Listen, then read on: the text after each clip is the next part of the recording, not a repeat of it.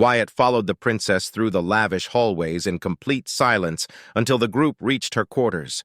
2 royal marines remained outside, guarding the entrance, while the other 2 entered alongside them. They moved to a corner of the room, each standing still as a statue.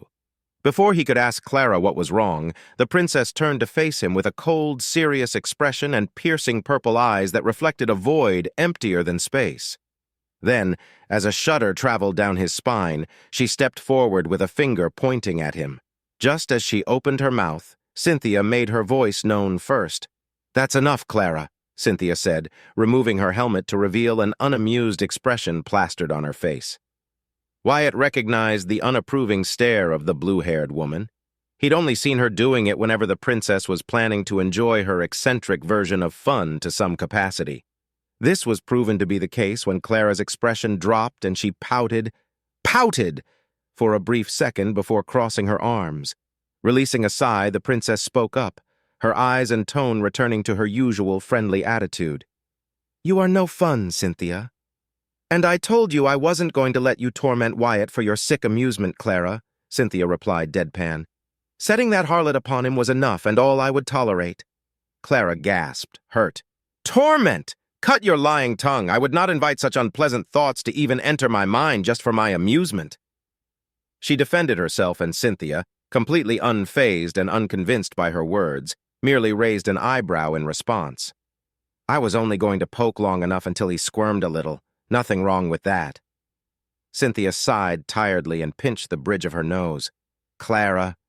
"Don't you Clara me, Cynthia. I'm your princess. Respect me," Clara countered with a light blush spread across her cheeks. "You're also my friend, and in private, that takes precedence. Will you stop this charade already, or must I do so myself?" Cynthia asked with a tiny smirk on her lips. The battle was won. "You can be so boorish, you know." Clara let out a defeated sigh and then turned to a very puzzled Wyatt. "Come, sit. I'll explain everything now that a certain blue-haired demon has ruined my fun. Don't worry, I was only planning to poke a few times," she said, turning to the chairs and the table a few meters to their right. Taking a seat, she waited until Wyatt sat across the table. "You must be wondering what we're talking about." "Yes," Wyatt answered, his voice mirroring his confused expression. "Torment? Poke at me? Watch me squirm? Did I do something wrong? Is this some sort of punishment for me shooting at the statue?" "That was resolved when it happened. Fret not," Clara replied, pausing for a moment to glance at Cynthia, who, in turn, slightly tilted her head. "This is another matter entirely. Tell me, what do you think I sent you to escort Lady Cinter when we met in the gardens?" Feeling relieved, his uneasiness dwindled as his mind got to work on the possibilities. After a few seconds of hard thinking, only one option seemed feasible to him. "Was it a gesture of friendliness?"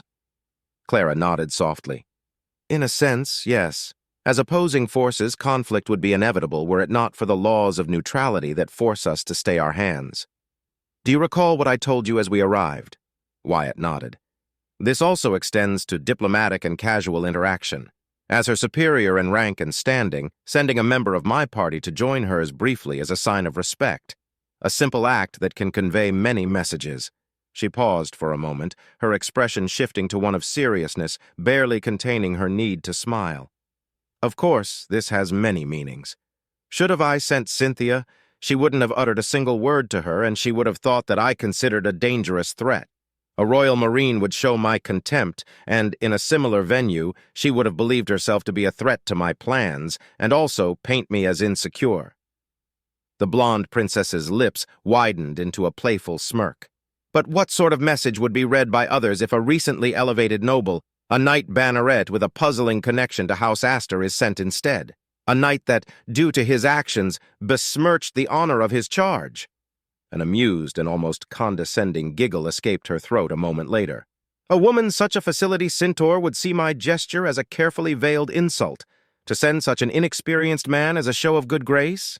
She'd think I see her as beneath me, nothing more than a pebble I can kick as I walk. But, at the same time, she'd see an opportunity to gain any information about this mysterious man that came out of nowhere." Wyatt nodded, understanding her words but failing to comprehend how such a simple venture could be perceived differently depending on just one factor or another. But the more she explained her line of thinking, the more he saw the sense in them. He wasn't skilled in her field, but he knew his own perfectly. Imagining correlations between being in battle and what she was describing made it easier for him to process. In the roughest way possible, it was similar to luring enemy fighters out. Every movement mattered and counted toward victory or death. His eyes widened and Clara smiled widely as realization struck him. "You tricked her?" he asked, and Clara nodded. "You sent me, so she would feel insulted and take the moment to talk to me. But what would she gain from knowing anything about me?" She nodded again. "She pressured me several times, but she never seemed interested in me. Not directly, at least. She spent half the time praising me for my ennoblement and the other half lamenting that I'm at your service. She was charming and insulting in equal measure. It felt as if she was trying to attack me from different vectors." Slowly, his eyes shifted from one side to the other as he recalled his encounter with the black-haired woman. In the end, she promised that House Ferentis would side with House Draymore, but that didn't happen. She said victory would not smile upon us, and it didn't. Unless... His mouth opened in abject horror. "I told her that my goal was to make a deal with House Ferentis regarding their agricultural production?" Clara asked, glancing at Cynthia, who was shaking her head slowly. Closing her eyes for a moment, she accepted the silent rebuke of her friend. "Before you grow too agitated, my dear Wyatt, know that I am neither angry nor hold you in contempt for it. Oh no, on the contrary, I counted on it." Wyatt, upon hearing her words, felt the embarrassment, guilt, and sense of failure growing in his belly stop and slowly dissipate. She expected me to reveal her goal? Why? Why didn't she just tell me to share the information with her at some point? Did she avoid ordering me so my words were to be genuine? But why? It doesn't make any sense, unless the food wasn't her goal at all. Then that means... His thoughts came crashing down with a single, undeniable truth. "You lied to me," he said. Not a question, but an affirmation. "Why?" "It was a gamble on my part," Clara replied. "To be clear, I objected to it from the start, but I couldn't deny the potential benefits at play. Clara's mind can be a web of deceit and contradicting ideas that not even I dare to even begin to comprehend," Cynthia clarified, coming to stand next to her blonde friend. "I hate it when these sorts of gambles pay off, but I would hate them more if they didn't, my unhinged princess." "They are gambles for a reason," Clara rebuked, as her cheeks were once more tinged with a small blush. Clearing her throat, she continued, "Please do understand one thing, Wyatt. I lied to you out of necessity, not because I do not trust you. You are merely unfamiliar with the sort of dealings I must take into consideration constantly, now so more than ever." Wyatt nodded as he processed her confession. "You told me that when in private I could be honest. So I will be, Clara." He took a deep breath, worrying that he may speak out of line. "You're a princess. I can't judge you for lying to me no matter your reasons. Knowing that you did so to trick an enemy, I can only ask if I was a useful tool." "A splendid tool in that regard, Wyatt. You are my friend, confidant, and more. Much like Cynthia is my friend, she too is my tool, sword, shield, and executioner if need be," Clara said, leaning back against her chair and crossing her arms under her chest. "I do not enjoy doing what must be done, but I will do so without hesitation. Truth be told, I was going to tell you about my deception had things gone differently prior to your brave actions against the statue," she said with a hint of humor in her voice. "Can you guess what made me carry on with my gamble before that incident?" Wyatt thought for a second or two as the answer manifested itself in his mind. "The gunship escorts and Lord Genoc's welcome?" Clara nodded. "Precisely. House Ferentis was under no obligation to send any sort of escort to greet my arrival, and yet they sent a formal escort anyway. And the nobles present? The heads of the most prominent houses in Balakura, those directly under the protection and authority of House Ferentis.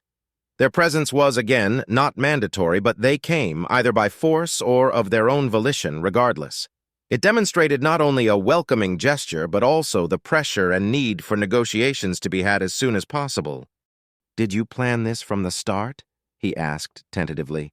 surprised yet again by the supreme foresight and intelligence that the beautiful and deadly princess possessed. Lying to me was part of your gamble? I don't mind that you lied to me, Clara. Like I said, I have no place to say anything against you nor resent you for it. Lying isn't a problem to me, he said, sounding as sincere as he could.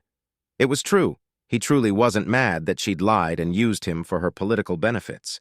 He understood her position needed sacrifices to be made. But yet, no matter how much he tried to squash it, a small part of him felt hurt. Not betrayed, just hurt. Clara paused for a moment, her expression reflecting a hint of guilt that was gone the second after. She then raised her right hand, presenting her palm to her pilot. If there is an ability that could allow someone to see the future or predict events in advance to such a minute detail, I would be mortified and frightened beyond belief of anyone possessing such power. No, Wyatt, I didn't plan this from the start. When playing these twisted games of casual backstabbing, blatant treachery, fake smiles, and rapacious opportunism, I have to account for every possibility. She paused, tilting her hand to the left. What resources are at my disposal? Who am I going to contend with? Who are my allies? What is it that the other side desires to obtain? What circumstances are at play? She tilted her hand to the right next, slowly moving her fingers as she did so. How can I take advantage of an unforeseen situation? How can I exploit the weaknesses of my rival? How do I present myself as powerful, vulnerable, gentile, ruthless, caring? Must I plant the seeds of discord and doubt? Should I present lies as truth, truths as lies, or choose honesty instead? The blonde woman closed her hand, then turned it to the side, opening it until her fingers aligned in a vertical line. All of that and more just so I can glimpse at possible outcomes and ultimately try to direct events and action into the best I can forge. I have to use every tool, trick, play, and countermove at my disposal to make this a reality. How I wish I could solve every problem with a single command. So many lives lost needlessly, so much corruption, idiocy, malicious incompetence, and the accursed thirst for power that had brought us to this point. Countless billions of lives are at risk. How many will be spared? If my actions can save but a single more life, then I shall sleep knowing I did everything in my power to make the best decision. That is a level of pressure I wouldn't wish upon anyone, Wyatt thought, and glanced at his blue-haired friend, seeing the pain and understanding in her eyes. How many times had Cynthia seen her friend struggling or second-guessing herself? Just how many lives were upon her shoulders to carry and worry about? Clara wasn't a monster, but she could become one if something forced her to turn into one. What made him respect and now care for her was how she genuinely cared for others and how she detested the very concept of abusing her power. She wasn't like other blue bloods. Wyatt felt pity, empathy, and the urge to reach out and grab her hand, to show her that he stood by her side, always, regardless of anything. He would protect her and, if need be, carry out the mission that the prince himself entrusted him with. For a brief moment, their eyes met, and Wyatt could feel those amethyst-colored eyes pierce into his soul. Her hand slightly moved forward again, but stopped before advancing a single inch. Forgive me, Wyatt. When I'm passionate about something, I rant and ramble mindlessly, Clara apologized. Wyatt crossed his arms and replied, Aren't friends meant to hear the woes of their friends? Both women blinked in surprise for a moment, then a smile returned to their faces. So, you can't see the future, which means you have to adjust your plans at every turn? Precisely. Your reaction to the statue is something I never considered could happen. I simply seized the moment to let gossip and rumor mill go their course so it worked in your favor whilst, simultaneously, I gave Lady HFY an accolade in the form of taming my fury. A mirthful giggle ran past her lips. But most importantly, it ensured that the Draymore envoys would take notice of you and force our paths to cross. I initially thought about being the one approaching the envoys, in this case Lady Felicity, but that changed to them approaching me instead, replied the princess. And that ended up with me telling them about the food. All of that because of a gamble in your plans? Wyatt asked, raising an eyebrow. It worked, did it not? Clara answered. Regardless of that, the negotiations wouldn't have changed much, but by giving them an objective to follow, it made things so much easier for me. I don't understand why you let them win, though, Wyatt said, resting his hands on the table. They took the food from House Ferentis for themselves. Their supply lines will be secured inside their territory, and they could strike at the prince's forces easier. Cynthia let out a surprised laugh. You understand logistics? Compost hauler, he said, pointing at himself. Also a commoner. I don't know how the big trade networks work, but my brother Weskal has to go on hunting expeditions that can last for weeks. Getting good supplies is vital. That goes the same for wood on the wood mill.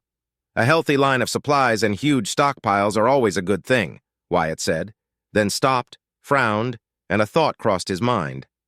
Clara, why did you come to Ferentis territory in the first place? This succession war has been active for, what, a few months at most? Stockpiles on stations and planets should be high. Positioning, Wyatt, she said and raised a finger. House Ferentis is bordered by Houses Renshine, Caiston, and Finnegan. House Rheinshine is also neutral, but their fealty falls more in line with House Ionati. House Ferentis, however, has a long and controversial history of flimsy vows of fidelity to any royal house, and instead maintaining a stance of neutrality in almost every conflict. Why, House Ferentis was one of the few houses that came virtually unscathed during the last civil war. Commendable, she praised sincerely. Gaining the support of their house, or at least locking their main line of production from falling unto others, is a sound strategy. One that the traitors now possess, he said in an almost mournful tone. What have they truly gained? Clara asked. Overpriced foodstuffs and related products? Forcing our travel time to be longer due to a lack of easy resupply on warships without proper escort and supply ships. The enforcement of a neutrality pact that will ensure no conflict occurs within their territory? These things are worthless to me. Felicity Cintor can pat herself on the back for her apparent victory all she wants. By the time she realizes her mistake, it will be too late to change it. She hummed deeply and tapped on her chin a few times. I do wonder what sort of shadow deals they made with House Ferentis, but I will not pry in such dealings. Wyatt was stunned for a moment, then he smiled a toothy grin. Oh, he could definitely understand sacrificing worthless things of no value to him for something of true significance. He lost his grin, however, when he heard Clara mention shadow deals. Shadow deals? He asked, curious. Agreements and whatnot made under the table without the other party's knowledge, Cynthia replied nonchalantly. Most of the time, a deal made at the negotiating table is just a show of formalities, as the true agreements have been made days in advance. Then what was the point of the negotiations? Wyatt asked, shocked. Most of the time, Wyatt, not all the time, Cynthia answered. Geenock is desperate to settle a deal. I'm sure that wench refused him or agreed to something else. The negotiations at the table were genuine, but not what Geenock and his house wanted. Speaking of him, Clara spoke as she stood up, quickly shifting her expression to her fake smiling one. He is here. Do not speak, either of you. I shall do the talking. Remain as you are. Let them see your faces. Understood, Wyatt and Cynthia replied in unison. The pilot stood up and moved to flank Clara just in time for the door to open, revealing Geenock, Ishivi, Jolty, and the other nameless son he'd seen at the negotiating table. My Lord Geenock, Clara greeted with a bow of her head.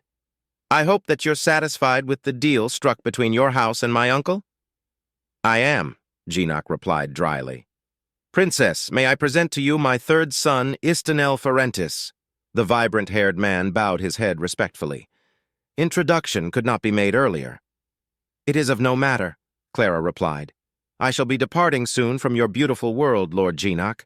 Tell me, is there anything you need of me? I would like the assistance of the prince in securing our borders and trade lanes. Sadly, as you made entirely clear, much like Lady Felicity, the fleets are unavailable to carry such duties. Our system defenses will have to carry the burden.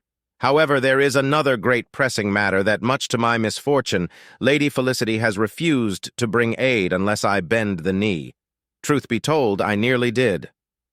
Clara frowned, her smile lost, replaced by an icy, emotionless expression that dropped the temperature in the room by several degrees. Explain. My princess, it was Ishivi who answered instead of her husband. We detected 3 distinct Drazen incursions over the past month across our territory, but they never launched an assault. They all entered the same system, and not a single ship has exited it for over 2 weeks. We want to destroy these Drazen raiders before they launch a concentrated assault, or worse, more of their kin arrive to reinforce them. The worst-case scenario would be the establishment of a rogue Drazen colony in that system, Yolti added, his voice trembling slightly. We beg of you, Your Majesty, aid us. Cleanse these monstrosities and the pirate-infested system before tragedy strikes. Pirate-infested system? Are you saying that this system is a fallen one? Asked the princess. 30 years ago, the Hastrung system suffered a massive uprising led by a rebel that successfully took not just the planet, Hago, but the entire system. House Ferentis has tried to retake the system several times, but failed each time. My father died 10 years ago when he tried to retake it, Geenock answered, fists shaking. Now it's infested with Drazan. I will not shed tears for the pirate and rebel scum, but we cannot allow the raiders to take hold of the system. Every neighboring system would suffer their raids for years to come otherwise. That is a dire predicament, Clara replied before walking around the table until she was right in front of the now nervous head of the house. You said Lady Centaur refused to aid you unless you bent the knee. Why didn't you? I do not wish to throw my house into needless conflict. We're farmers and builders, not warriors. House Ferentis and the millions of lives under our care would be at great peril if we choose a side recklessly, Geenock replied. Internally, Wyatt was fuming at the thought of so many Drazen gathered in one place, ready to conquer a system and massacre who knows how many innocents. His boiling anger was further elevated by Geenock's reasoning. He could read between the lines. Despite the danger of the Drazan, he still wanted to remain neutral, but at the same time receive help without offering anything. Geenock's face was slowly morphing into that of Serhan Gimor, and only the knowledge that the man was definitely not the coward, damnable parasite stopped him from even showcasing contempt across his stoic, emotionless expression. Glancing at the blue-haired woman, he found that whilst she remained stoic and unflinching, she was slicing and carving the cowardly, slimy noble with her glare alone. Since you wish to retain your neutrality and yet receive aid in turn, I should leave you now and never return, condemning you as cowards unworthy of your thrones, titles, riches, and positions. However, you are in luck. For my brother, the prince, requires something far more significant than your feeble loyalty, Clara remarked with poison. The ink and the parchment will bind you instead of righteousness. At my disposal, I have a mighty, powerful ship that will cleanse the Hastrung system from the Drazen invaders. Not only that, but if we are able to do so, the system and everything within it, salvage, outposts, and the habitable planet itself, shall be yours for the taking. Geenock fell to one knee, followed by his wife and sons. My princess, what is it that you require of my house? If you wish so, I shall tear the treatment signed with House Draymore. There is no need for it. I shan't insult my uncle in such a way, traitor or not. What I want is something far more precious. I want exclusive access to all anchorages and shipyards across your territory. The prince demands that your industry and shipbuilding prowess are put into his service, at value market.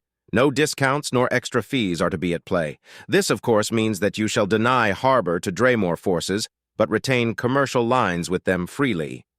Jolty stood up, confused. My princess, House Ferentis doesn't produce warships bigger than the smallest frigates at most. Freighters, haulers, mining ships, boring ships, and other civilian-grade ships are what we produce. Did I say I want what you produce? Clara asked coldly. I said I want access to your anchorages and shipyard, your industry and prowess, not what you produce. Our forces shall bring their own resources, technology, and engineers. We simply require your installations and local industry. Nothing more. You plan to use our shipyards to build warships? Geenock asked, astonished as he, his other son, and his wife stood up. You won't be able to produce anything bigger than a light destroyer. We have no dedicated military shipyards. I asked not for your opinions. You have come begging for aid. I've given my offer. Will you accept? Clara smiled coldly. You ask for much, and yet I will not force you to bend the knee. Do you accept? Yes or no? Answer now, for my patience is thin. Geenock and his family exchanged looks, with Istanel eagerly nodding his head. Bereft of options, Geenock lowered his head in submission. I accept your most generous offer, my princess. However, my son Istanel shall go with you as my eyes to ensure that you carry out your word. As a precaution, you understand? Clara's expression shifted once more, returning to her fake smile, and the tension in the room eased. Of course, Lord Geenock. I would be disappointed if you were to accept without placing any sort of insurance on a delicate and important matter such as this one. I shall ensure his survival, and that he will witness the liberation of the Hastrung system. Which reminds me, Lord Geenock, there are several prisoners, pirates, aboard my ship. Please send a message to the officials at the station so they can be safely transferred into their custody. What you do with them is not of my concern. Of course, my princess, gladly, Geenock said, and his eyes flickered with light for a few seconds. It is done. They shall be gone from your ship by the time you are departed. Yolti? At his command, his son produced a small cylinder from within his vest, handing it over to his father. Shall we rectify the agreement, my princess? One moment, Clara said, turning to Ishivi. Lady Ishivi, I would consider it a personal favor if you were so kind as to give me the recipe for those delicious cream-filled pastries, the long pink ones. I'm afraid I've come to enjoy them greatly. Oh, the veshkom. Yes, of course, my princess. It is one of our finest pastries. It would honor us greatly to give you the recipe, she said. Splendid. Now where were we, Lord Geenock? Clara asked as she and the older man sat down to rectify the official treaty. With the tension gone, Wyatt felt his mouth water at the memory of the bread thing, a veshkom, apparently, and made a simple decision. I'm going to buy a baking book, and from now on, I'm going to download a map of every garden I ever come across. It took me an hour to find a garden tender just to find the way out.